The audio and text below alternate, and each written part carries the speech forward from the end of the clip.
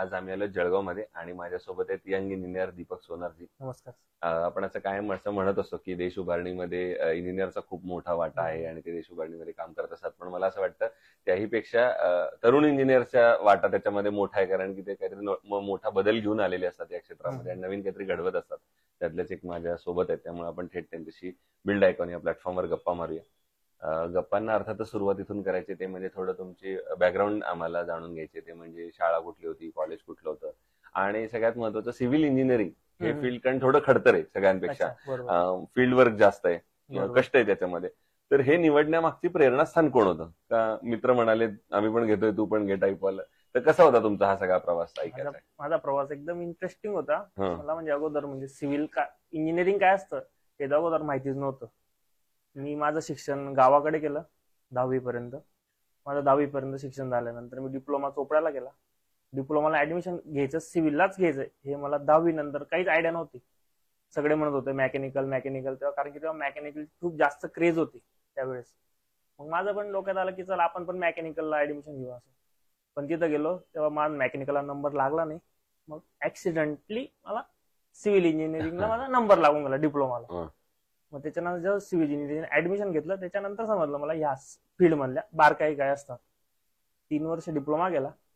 त्याच्यानंतर इंजिनिअरिंगला मी नाशिकला गेलो, पुणे युनिव्हर्सिटीला मातोश्री कॉलेजला मी इंजिनिअरिंग कम्प्लीट केली.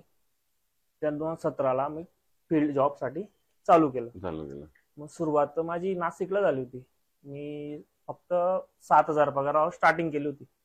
कारण की आपण जरी असं आपले जरी स्वप्न खूप मोठे असले इंजिनिअरिंग करायच्या वेळेस असं वाटतं की बा आता मग इंजिनिअरिंग झाली मला डायरेक्ट 50,000 60,000 70 असा पगार मिळेल. पण आपण जसं जॉब चालू करतो ना तेव्हा आपल्याला रियालिटी समजते. 7,000पासून चालू केली. 6 महिन्यामध्ये माझी ग्रोथ तेवढी चांगली झाली तर मी 7,000पासून 20,000ला चालला गेलो.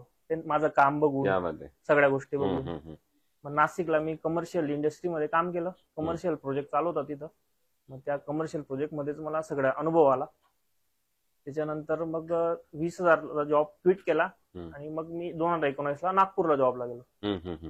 मग नागपूरला मला 30,000 पगार भेटला. नागपूरला मग मी direct as a senior engineer म्हणून जॉब करायचो. तिथं माझे मॅनेजर सुरेश सूर्यवंशी होते. त्यांनी मला बरंच गाईड केलं.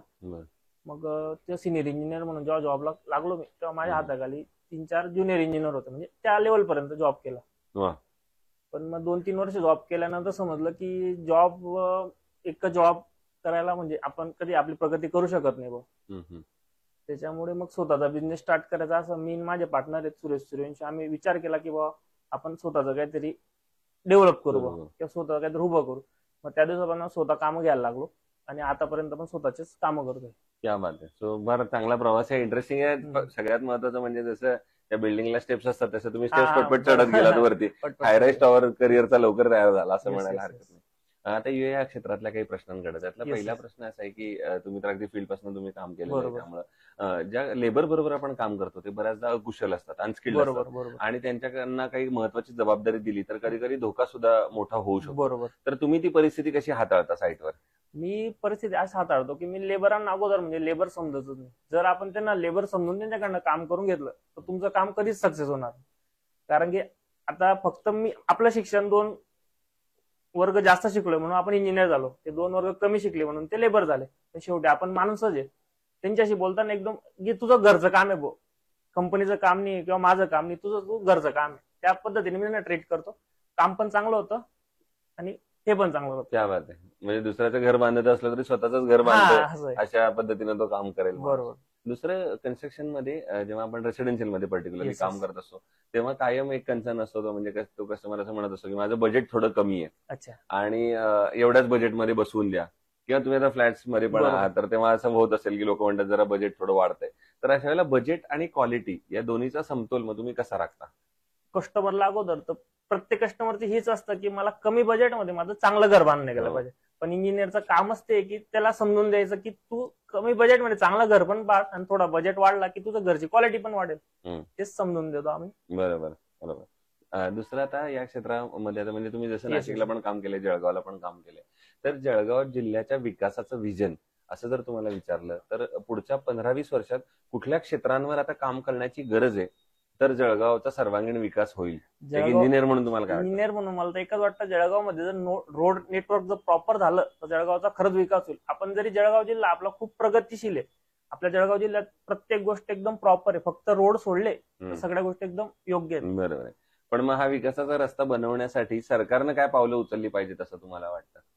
सरकारने पाऊल एवढेच उचलले पाहिजे की लवकर लवकर सगळे टेंडरला अप्रुव्हल दिलं पाहिजे. आणि आता काय झालं, सध्या कॉन्ट्रॅक्टर लोकांचे बरेच फंड रोखून ठेवलेले आहे. म्हणजे पीडब्ल्यूडी असो, इरिगेशन असो, प्रत्येक डिपार्टमेंटमध्ये समजा तुम्ही एका कॉन्ट्रॅक्टरने 1 कोटीचं काम केलं तर त्याला तुम्ही फक्त 10 लाख रुपये अप्रूव्ह म्हणजे त्याला भेटताय बघ. कारण की गव्हर्नमेंटकडे एक तर फंड नाही, बऱ्याच गोष्टींना प्रॉब्लेम आहे. मग त्याच्यामुळे कॉन्ट्रॅक्टर लोकांचं पुरं कंबरडात मोडून गेलेलं आहे. बरोबर. मग ते जर गव्हर्नमेंटने लवकर लवकर हे केलं तर कॉन्ट्रॅक्टर पण लवकर काम करतील आणि जळगावचा पण विकास होईल, महाराष्ट्राचा होईल, देशाचा होईल. वा वा वा, नक्कीच. खरंच देशाचा विकास अशा गाव पातळीपासूनच कायम सुरू होतो. दुसरं, आतापर्यंत काम केलेल्या प्रोजेक्ट पैकी एखादा आयकॉनिक प्रोजेक्ट सांगू शकाल का, की जो तुमच्या फार हृदयाच्या जवळ आहे किंवा थोडा काम आता आमच्या सरांनी माझ्या पहिले जो इंटरव्ह्यू दिला, सर म्हटलं आमचं विटनेरला काम चालू आहे, आमचं नंदुरबारला काम चालू आहे, तर आमच्या प्रत्येक कामाचे आयकॉन स्टील वापरतो. आता आयकॉन स्टील का वापरतो आम्ही, आता मी तुम्हाला असं वाटलं की आयकॉन स्टीलच्या इंटरव्ह्यूला आलोय म्हणून आयकॉन स्टील वापरतो हे सांगतोय, पण त्याच्या मागचे बरेच कारण आहे. आपण पहिलं कारण म्हणजे रेट जर बघितला तर ऍज कम्पेअर बाकी याच्यापेक्षा रेट आयकॉन स्टीलचा कमीच आहे आणि क्वालिटी पण आहे, त्या रेटला क्वालिटी पण देतो त्यामुळे. बरोबर.